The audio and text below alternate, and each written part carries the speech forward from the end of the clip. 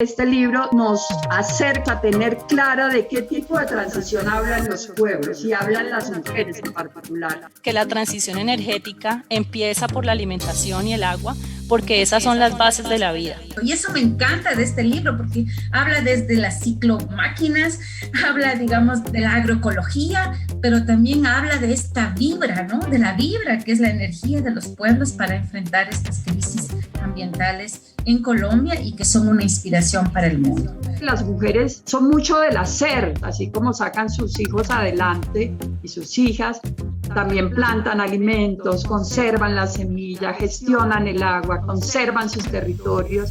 Porque el libro este no es un libro, yo creo que el libro es un universo de vidas, es un universo de mujeres, es un universo de procesos, de luchas, de resistencia. Y que necesitamos descolonizar nuestra mente, romper esa dependencia que tenemos de los combustibles fósiles para poder imaginarnos otros futuros posibles.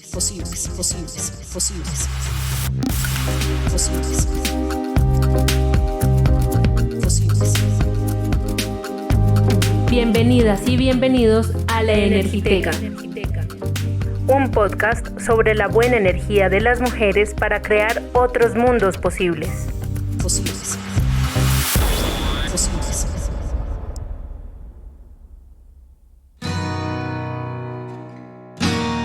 Damos la bienvenida una vez más a estos programas dedicados al libro Energías para la Transición, Reflexiones y Relatos, una publicación realizada por Sensat Agua Viva y la Fundación Heinrich Böll, con el apoyo de Oxfam Colombia. Un libro en el que 23 mujeres activistas, artistas, defensoras de los territorios, la vida y el agua de distintas partes de Colombia exponen desde sus experiencias una mirada ambiental sobre las transiciones y la energía.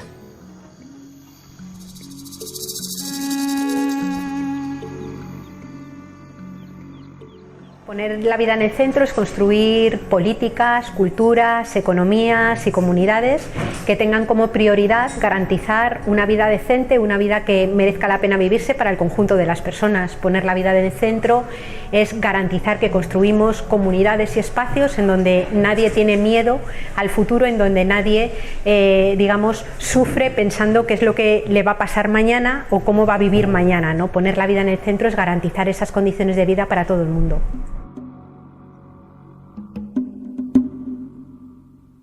Abrimos el segundo capítulo de esta Energiteca escuchando a Yayo Herrero, autora del prólogo de este libro. Ella es antropóloga, ingeniera, profesora y activista ecofeminista española. Actualmente es muy reconocida en el ámbito ecofeminista europeo.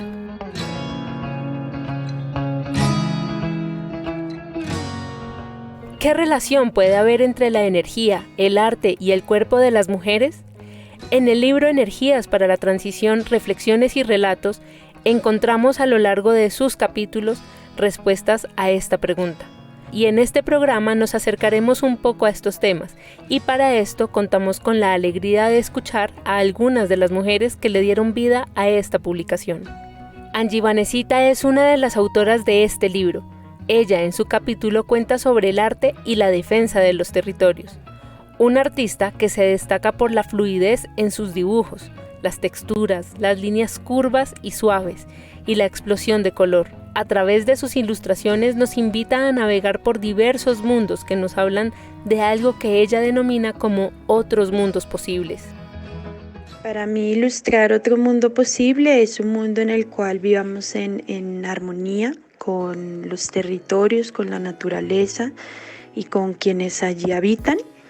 Es un mundo en el cual exista mucha alegría, mucha felicidad, que podamos vivir en paz, que podamos compartir nuestras culturas, nuestras experiencias con las demás personas, en el cual no existan rencores, no existan odios.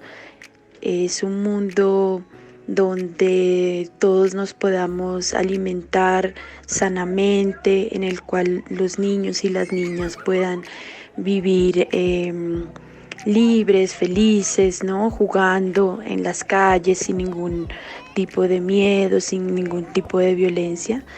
Eso es para mí, esos son los otros mundos que yo quiero mostrarles a las demás personas, mostrar que sí es posible, y que siento que también a través de las ilustraciones los podamos ver, ¿no? Y saber que está ahí y que marque como un camino en el cual como que nos guíe, ¿no? Hacia dónde queremos ir. Eso es para mí el significado de ilustrar estos otros mundos posibles. A mí me han inspirado varias luchas y siguen inspirándome. La primera fue la lucha del pueblo ecuatoriano por la defensa del territorio amazónico en contra de la explotación petrolera. Yo creo que ese fue el de los primeros y que en el cual me impactó bastante y al cual yo también pude juntarme. De ahí para allá también me ha inspirado mucho el proceso de Fundaexpresión, que ha mezclado también todo el tema de defensa del territorio junto con el arte y la cultura. Yo creo que eso ha sido de los procesos más bonitos que he visto, de cómo se pueden juntar campesinos, jóvenes, gente de las ciudades, artistas, trabajadores en pro de defender el territorio y en pro de alimentarse sanamente y de buscar todo también a través de la alegría, del color, de la festividad. Entonces también me ha inspirado bastante. Me han inspirado mucho aquí los pueblos amazónicos con su lucha antipetrolera, antiminera, por toda la fuerza que tienen los pueblos amazónicos. No solo en fuerza que se podría llamar fuerza física, sino también en fuerza mental y espiritual, ¿no? Para ellos es muy importante también toda la defensa del territorio para defender toda la espiritualidad de la selva, ¿no? Entonces eso también me ha inspirado muchísimo. También los pueblos de las costas, de la costa pacífica que están defendiendo el manglar.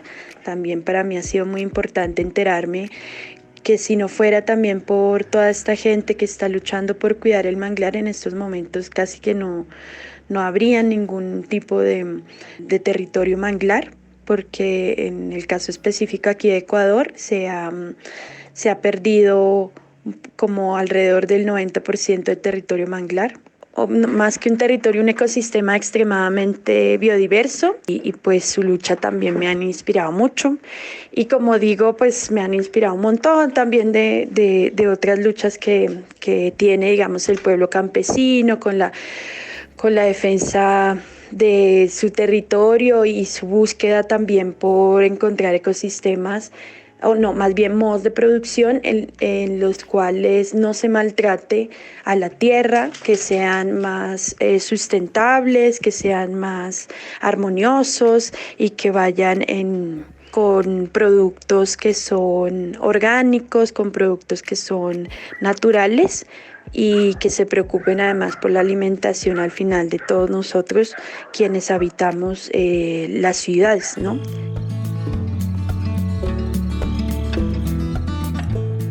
En el primer capítulo de esta serie de programas entendimos cómo el modelo energético que sostiene la vida civilizada que hoy conocemos nos está llevando a una crisis climática que no tendrá vuelta atrás si no tomamos acciones y realizamos cambios profundos en nuestra forma de relacionarnos con el planeta. Son muchas las personas alrededor del mundo que se están replanteando y que adelantan desde diferentes aristas luchas para proteger los territorios e impulsar alternativas de vida. En el libro nos encontramos con las reflexiones de Angie Vanesita, que nos recuerda el poder que tiene el arte para contar historias, para enviar mensajes, para tocar desde otras narrativas temas tan complejos como las historias que hay detrás de lo que hoy conocemos como desarrollo. Yo creo que el arte en su manera sensitiva de percibir el mundo y la realidad y de mostrarnos también otro tipo de realidades como utopías, sueños, ilusiones. Yo creo que es esa capacidad, o tiene esa capacidad para hacernos ver las cosas de otra manera mucho más sensitiva, ¿no? Porque a veces también la gente vive muy crudamente con muchos conflictos, violencias, y yo creo que el arte es justamente esa capacidad, tiene esa capacidad para decir, se puede de otra manera y esta es la otra manera, ¿no? Y podemos soñar y podemos buscar esa utopía, me gustaba mucho la frase que utilizamos aquí en Ecuador, que era las utopías concretas también. Pasa del sueño a lo concreto y lo materializa. Eso es lo lindo del arte, es justamente esa materialización, ¿no? Historias que tienen rostro indígena, afro y campesino. Historias con rostros de mujeres, niñas y niños. Pero hay algo que nos llama la atención de la propuesta artística de Vanesita, y es que ella ha decidido no ilustrar la destrucción. Ella, al contrario, recrea las voces y las acciones de la gente con el territorio y la naturaleza. Cuando yo empecé a ilustrar, empecé ilustrando el proceso de lucha y de defensa del territorio que tenían los pueblos amazónicos frente a la explotación petrolera.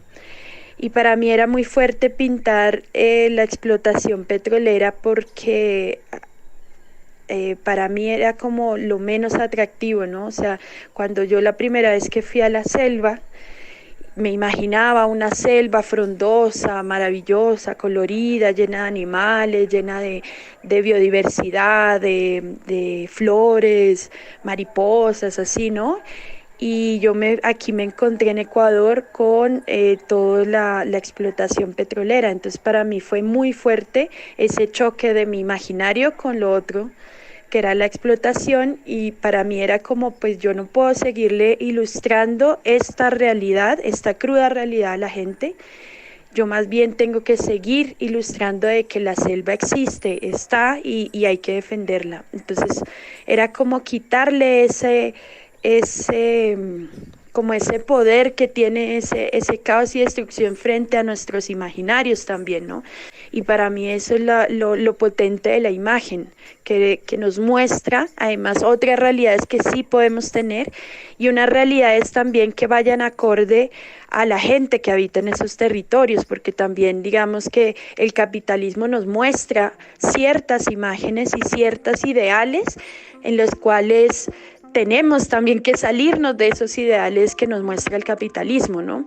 Entonces, sí creo como que la imagen es muy poderosa y que tenemos además que tener mucho cuidado al utilizarla, y para mí parte de ese cuidado era no mostrar esas realidades fuertes que hay en los territorios y que hay frente a la destrucción o a la explotación, en este caso petrolera, minera, frente a las represas. O sea, pintar de que se puede vivir de otras maneras y que no necesariamente tenemos que vivir con esta destrucción y este caos, ¿no? Entonces para mí eso era lo más importante. Y con este grandioso aporte de Angie Vanesita, nos remitiremos a la pregunta inicial que nos hicimos al inicio de este programa, y es sobre el cuerpo femenino. En otro capítulo del libro que nos convoca en estos programas, Energías para la Transición, Reflexiones y Relatos, nos encontramos con otra mujer que nos comparte unos planteamientos muy profundos sobre la relación de lo femenino, el extractivismo y la energía. Sandra Rátiva es socióloga. Actualmente trabaja en Sensat Agua Viva y desde hace varios años ha trabajado en temas ambientales. En el libro nos abre las puertas para pensarnos la relación que hay entre el modelo económico y político en el que vivimos, los procesos históricos de colonización, con la figura masculina que hay detrás de todo esto. Una vez establecida esta relación, tendremos otro punto de partida para hablar de transición energética. Escuchemos de la propia voz de Sandra un poco más sobre esto.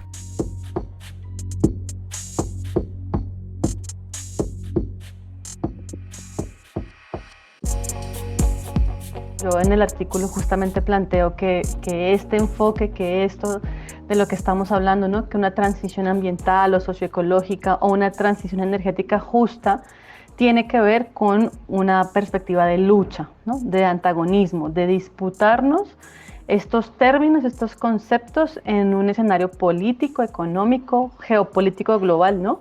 Que nos quiere imponer una transición energética corporativa, que nos quieren imponer como todas unas reglas de capitalismo verde, ¿no? Y entonces es necesario, desde esa perspectiva de lucha y de antagonismo, pues decir con toda claridad que el modelo energético actual que tenemos, en el cual vivimos, del cual, digamos, con el cual estamos interconectados, del cual somos interdependientes, ha sido producido por el capitalismo, no por las personas, no por todas las personas del planeta, sino por el capitalismo, es decir, por unas relaciones de explotación laboral, ¿no? De explotación de la naturaleza, de explotación de los cuerpos de las personas que trabajamos, ¿no? Que es digamos, el centro del capitalismo. Y del mismo modo sucede con el patriarcado y el colonialismo, ¿no? Digamos, en el campo, en el amplio espectro como de las alternativas, de las opciones, de las organizaciones sociales y populares, normalmente hemos hablado del capitalismo, pero hoy, pues digamos, gracias a las luchas feministas y a las luchas también de los pueblos indígenas, de los pueblos negros, ¿no? De las minorías étnicas, pues también, digamos, podemos hablar de colonialismo, ¿no? Y esto, digamos, a lo largo del capítulo, pues lo vamos desarrollando, ¿no? Vamos hablando y voy planteando cómo el patriarcado tiene muy en el fondo una idea muy arraigada y muy fuerte, que es que los varones, los cuerpos masculinos, pueden someter, pueden apropiarse, pueden explotar, pueden despojar los cuerpos de las mujeres o el gran cuerpo, digamos, de la naturaleza, que es en femenino, ¿no? La naturaleza, como si fuera un gran cuerpo femenino que puede ser, ¿no? Violado, expoliado, sometido, ¿no? Y poderse apropiar de su trabajo, ¿no? Ahí esa idea de que los cuerpos femeninos pueden ser despojados es el centro del patriarcado, ¿no? Es lo que constituye la médula ética también del patriarcado, ¿no? Y por lo tanto, si desde esa perspectiva, tanto el cuerpo de las mujeres y el trabajo del cuerpo de las mujeres puede ser explotado y expropiado, como todos los recursos naturales, ¿no? Como toda esta fuerza movilizadora y esta fuerza que tiene la naturaleza. Y es una idea que, bueno, que se sigue explorando, que viene desde el ecofeminismo y que digamos que estamos también como que yo la estoy tomando y estoy dialogando con ella en el capítulo y que también tiene digamos, una conexión con el tema del colonialismo, ¿no? Que es, digamos, así como se puede despojar del trabajo al cuerpo de las mujeres y se puede despojar a la naturaleza de todos sus bienes comunes, pues también se puede despojar, explotar, expoliar a los cuerpos, ¿no? Otros, a los cuerpos que están en otro lugar, a los cuerpos diferentes, a los cuerpos negros, a los cuerpos indígenas, a los cuerpos mestizos, o sea, a otros cuerpos, ¿no? Que es también, digamos, la gran raíz del colonialismo. Entonces, como que al entender que no solamente hay capitalismo, sino que el capitalismo se basa también en otras éticas, en otras prácticas, en unos entramados sociales, ¿no? Simbólicos tan fuertes como el patriarcado y como el colonialismo, y esto lo llevamos a entender que esto se alimenta, se mueve literalmente por un modelo energético que es patriarcal, colonial, capitalista, fósil, por supuesto, ¿no? Entonces podemos entender que transformar y destruir y construir otra cosa distinta a estos tres mecanismos de dominación, el capitalismo, el patriarcado y el colonialismo, pues destruirlos implica, por lo tanto, transitar, hacer una transición socioecológica, ¿no? ¿Hacia qué? Hacia otras cosas que, digamos, hoy no sabemos cuáles son, porque hacen parte de la esfera de los sueños, de los deseos, de las posibilidades, pero que sabemos que tendrían que ser, pues, no capitalistas, ¿no? No patriarcales y, pues, no colonialistas.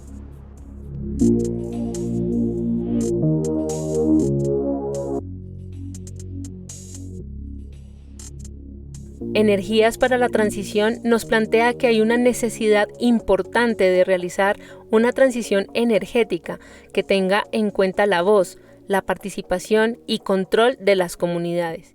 ¿Qué es lo que construimos en el ambientalismo, en el feminismo y en las luchas populares? O digamos, ¿cuáles son los horizontes de deseo, los horizontes utópicos, los horizontes de futuro que proponen estas perspectivas. Que además es importante decirlo, el ambientalismo, el feminismo y las luchas populares son espectros de organización comunitaria, de organización social, que buscan transformar las condiciones actuales de desigualdad, de injusticia, de degradación, de violencia, por otras, ¿no? O sea, justamente son como las formas de organización contra el capitalismo, contra el patriarcado y contra el colonialismo. Y digamos que uno puede nombrarlas por aparte porque en la vida contemporánea y en la complejidad de la vida actual, globalizada, etcétera, digamos que las tres cosas podrían nombrarse distintas, ¿no? Pero en realidad lo que estamos viendo en América Latina, por ejemplo, es que las luchas populares se desarrollan sobre todo por la defensa de la vida y el territorio, es decir, tienen un objeto, tienen un centro de lucha por la vida y el territorio, por el agua, por las semillas, ¿no? Construyendo y proponiendo agroecología, es decir, hay una construcción que es ambiental, ¿no? Es ecologista y ambientalista en sí misma para las personas, ¿no? O sea, no tiene, y tal vez el adjetivo de popular le da ese toque, ¿no? Es para el pueblo, para los pueblos, para las diferentes comunidades, ¿no? No es una lucha democrática en abstracto, ¿no? Por allá lejos, sino que es concreta y es para los pueblos que la están desarrollando. Entonces podríamos decir que se van tejiendo. Y de la misma forma, pues en los últimos años lo que hemos visto es que las luchas feministas, pues, es decir, que son las luchas de las mujeres, las luchas que damos las mujeres dentro de nuestras organizaciones o dentro de la vida social, por nuestra vida, por nuestros derechos, por nuestra autonomía, por nuestra capacidad de decidir, pues también se están dando dentro de las luchas y tienen mucho que ver con el ambientalismo, en tanto la principal consigna del feminismo es poner la vida en el centro, ¿no? Si ponemos la vida en el centro, no solo la vida humana, sino la vida no humana, es decir, la vida de otras especies animales, de las plantas, de los ecosistemas, pues entendemos que la vida, al final de cuentas, es lo que teje estas tres cosas, ¿no? O sea, el ambientalismo o el ecologismo, como se diga, en cualquiera de los lugares donde estamos, tiene que ver, ¿no? Con defender la vida y las condiciones de vida, ¿no? Que están allí, ¿no? El agua, el ecosistema, el territorio, ¿no? El feminismo también está peleando porque todos tengamos una vida, ¿no? Que podamos vivirla, y las luchas populares al final también están hablando de la vida digna, ¿no? O de la vida que merece ser vivida. Entonces, ahí vemos cómo estas se van como tejiendo, ¿no? Se van tejiendo y se van tejiendo como lugares de organización en contra de estas condiciones de dominación. Entonces ahí vamos tejiéndolas y vamos viendo cómo se van como complementando para eso que llamamos, ¿no? El horizonte utópico. Y así como Sandra lo expone en su texto y en este programa, entendemos que la transición energética no es solamente cambiar la forma como producimos energía, sino también la forma como nos relacionamos con las demás personas y la naturaleza. Es también el tránsito hacia otro modelo económico y político que deje de ver a la naturaleza como un botín o una fábrica para hacer dinero. Desde esta perspectiva, Sandra habla de algo que ella denomina en su escrito como metabolismo social. Escuchémosla para entender acerca de esto. Bueno, mira, el concepto de metabolismo social es un concepto que viene de la ecología política, y la ecología política lo toma como de las ciencias médicas y de la biología, y parece complejo, pero vamos a intentar un poco explicarlo de forma sencilla. El metabolismo tiene que ver con el proceso de transformación en un sistema cerrado de elementos que ingresan al sistema, son transformados y salen en forma de desechos de este sistema cerrado. El mejor ejemplo del metabolismo es lo que hace el cuerpo humano, ¿no? Que incorpora alimentos de su entorno, los procesa a través del sistema digestivo y los desecha, ¿no? Los desecha.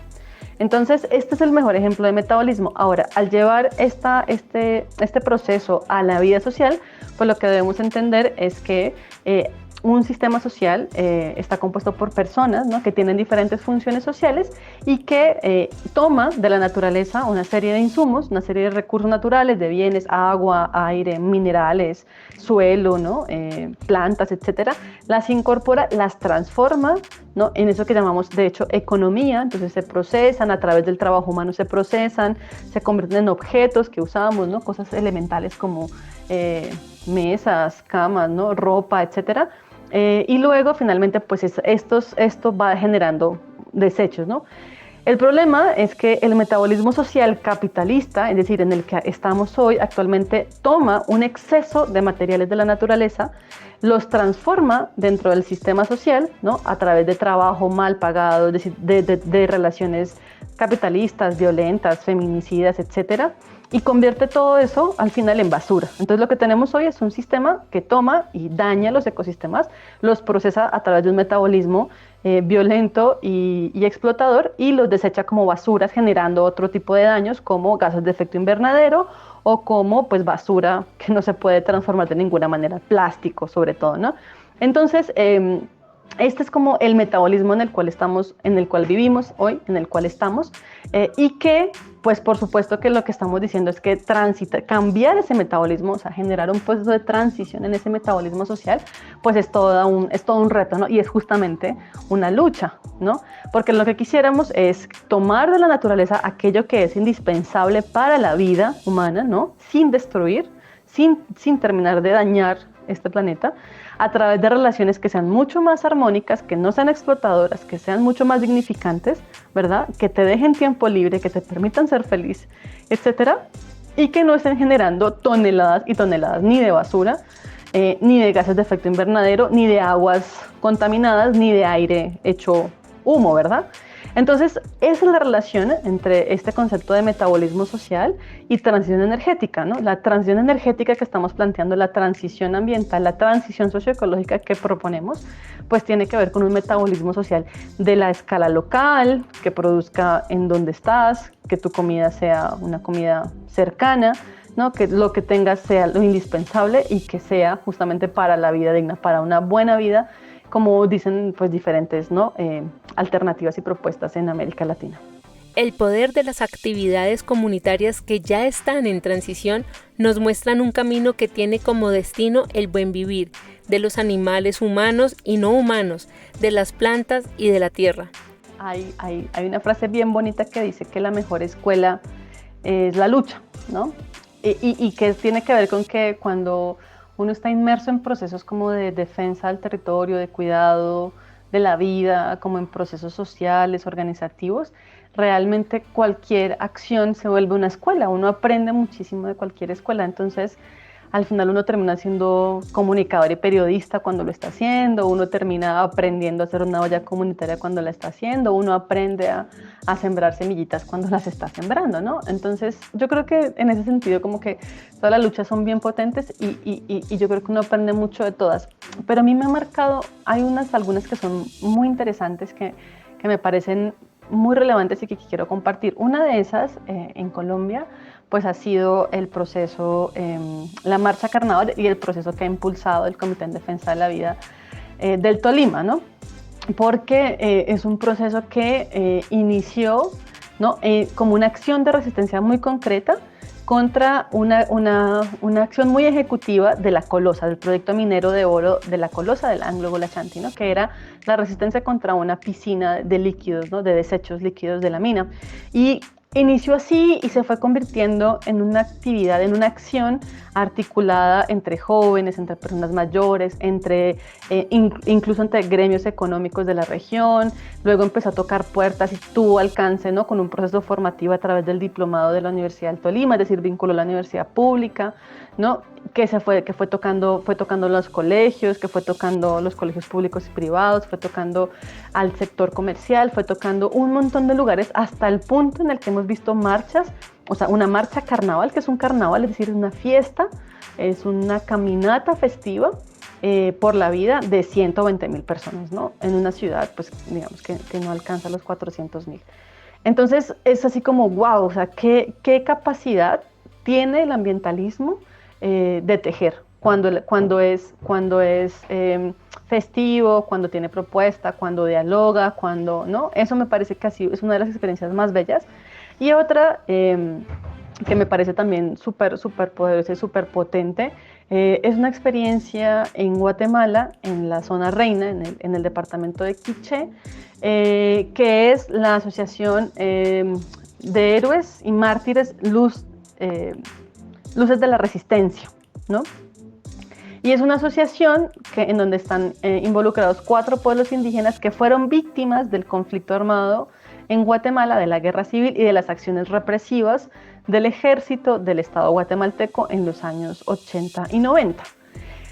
Y digo que es muy impresionante porque es una comunidad así súper alejada, o sea, son muchísimas horas en camión, en bus, son muchísimas horas por carretera destapada, donde había una represa, hay una represa al lado, pero son comunidades que no tienen energía eléctrica, ¿no? Y nunca han tenido energía eléctrica, es decir, no hay un poste de luz que les lleve energía eléctrica. Esta comunidad organizada en resistencia contra la guerra y organizada para subsistir y para sobrevivir a la represión de los bombardeos, se fue organizando, y entre varias de las cosas que han resuelto de forma comunitaria, pues una de estas es la energía eléctrica, ¿no? Con el apoyo de técnicos, de ingenieros, técnicos muy comprometidos con el trabajo comunitario, han desarrollado las turbinas comunitarias, como las llaman en Guatemala. Y no solamente la turbina para generar energía eléctrica, sino todo el cableado eléctrico, que es súper complejo. Y uno dice, wow, o sea, qué impresionante, ¿no? Una comunidad organizada lo que puede lograr. Una comunidad organizada en articulación con un grupo de técnicos e ingenieros también organizados y comprometidos, por supuesto con el apoyo de otras instituciones y personas, se pueden lograr estas cosas. Es decir, estas cosas se pueden lograr sin las grandes inversiones que generan corrupción de parte del Estado y sin la gran intervención de los capitales privados que normalmente siempre vienen asociados como con represión, grupos paramilitares u otro tipo de acciones, ¿no? Que amedrentan en el territorio. Y una tercera experiencia que me parece también a mí súper interesante, pues es justamente como la cooperativa, una cooperativa de trabajo energético en la que yo participo y de la que soy socia trabajadora en México, que es la cooperativa Onergia, que es una pequeña cooperativa que presta servicios de energía eléctrica y de instalación de sistemas fotovoltaicos a una escala muy pequeña, pero que se articula o nos hemos articulado sobre el tema del trabajo como trabajadores, es decir, como una forma de mejorar las condiciones laborales, ¿no? Y pues ahí también, digamos, articulados como un proceso territorial de lucha y resistencia contra proyectos energéticos de muerte como el fracking, ¿no? O como las grandes represas, y que, digamos, también se ha articulado como otro tipo de escenarios, ¿no? Entonces yo creo que estas tres, digamos, para mí, entre muchísimas otras, ¿no? O sea, uno podría también nombrar, por supuesto, ¿no? Como la Organización de Trabajadores en Argentina, de trabajadores de la industria eléctrica que se organizaron en cooperativa, el mismo Sindicato Mexicano de Electricistas que también se ha pasado, digamos, como a las cooperativas, por ejemplo, la Asamblea de Pueblos del Istmo de Tehuantepec, que trabaja y está luchando contra los grandes parques eólicos ahí en México, pero también, por ejemplo, toda la defensa, o más bien como toda la lucha por el Yasuní, por mantener el petróleo en el Ecuador bajo suelos. Hay muchísimas experiencias muy interesantes, pero yo creo que así, nombrando solo algunas, uno podría decir que esto de pensarse la transición energética, pues ha implicado justamente como entender que hay que construir tejido social, comunitario, educativo, formativo, y que sin esto pues no hay como ningún proceso, ¿no? O sea, no hay ninguna transición justa sin estos elementos, ¿no? Que van despacio, toman muchos años, ¿no? Pero que digamos que van como marcando algunas pistas y algunas propuestas para poder nombrar, para poder ir soñándose una transición energética justa.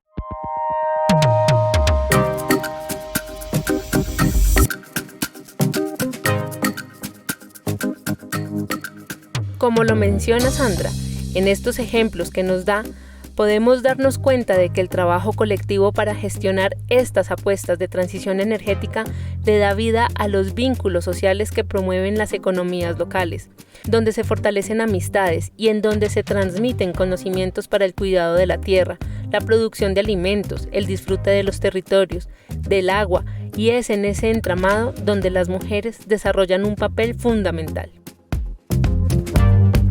En el próximo capítulo hablaremos con otras escritoras de este libro, navegaremos por los manglares del Pacífico, conoceremos experiencias de resistencia y de transición desde las mujeres afro y también conoceremos organizaciones y redes que trabajan en pos de una transición energética. Hablaremos de sus apuestas y cómo están poniendo en marcha la transición energética. Si quiere acceder al libro Energías para la Transición, Reflexiones y Relatos, ingrese a la página web www.transiciones.info, sección Publicaciones.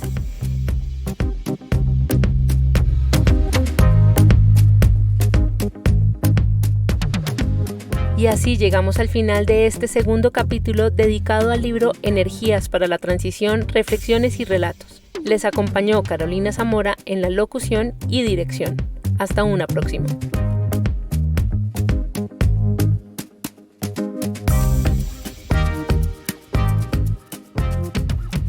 Este es un programa de Sensat Agua Viva realizado por Tierra Poderosa con el apoyo de Oxfam Colombia.